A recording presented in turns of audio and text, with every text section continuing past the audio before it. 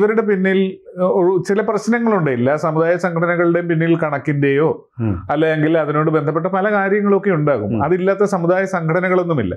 പക്ഷേ ഞങ്ങൾക്കൊരു പ്രശ്നം വന്നാൽ തെരുവിലിറങ്ങി പ്രതിഷേധിക്കാൻ പറ്റുന്നവരാണെന്ന് മറ്റ് സംഘടനകൾ കാണിച്ചു കൊടുത്തപ്പോഴും NSSഉം SNDPയും അങ്ങനെയല്ല, നയതന്ത്രപരമായ ഒരു രീതിയാണ് പാലിച്ചു വന്നത്.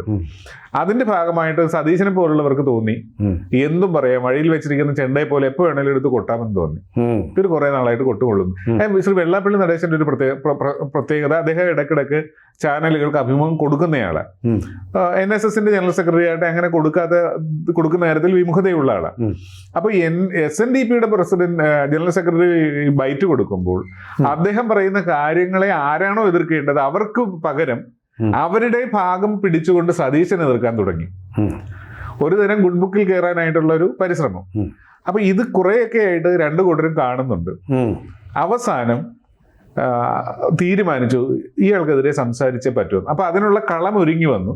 ഏറ്റവും അവസാനം വന്നത് ശ്രീ വെള്ളാപ്പള്ളി നടേശനും അതേപോലെ തന്നെ LDFും തമ്മിലുള്ള ഒരു അന്തർധാരയിൽ ചെറിയ വിള്ളൽ വരുന്നു എന്നൊരു സംശയമുണ്ട്.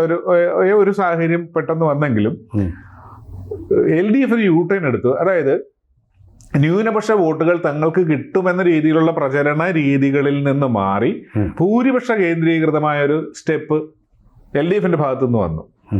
ഇത് പെട്ടെന്ന് അനുകൂലമായൊരു ഘടകമാക്കി ശ്രീ വെള്ളാപ്പള്ളി നടേശൻ കരുതുകയും അതനുസരിച്ച് അദ്ദേഹത്തിന്റെ പ്രസ്താവനകൾ വീണ്ടും ശക്തമാവുകയും ചെയ്തു. കൂടുതൽ വാർത്തകളും വിശേഷങ്ങളും നിങ്ങളിലേക്ക് എത്താൻ ABC മലയാളം സബ്സ്ക്രൈബ് ചെയ്യുക, ബെൽ ബട്ടണും അമർത്തുക.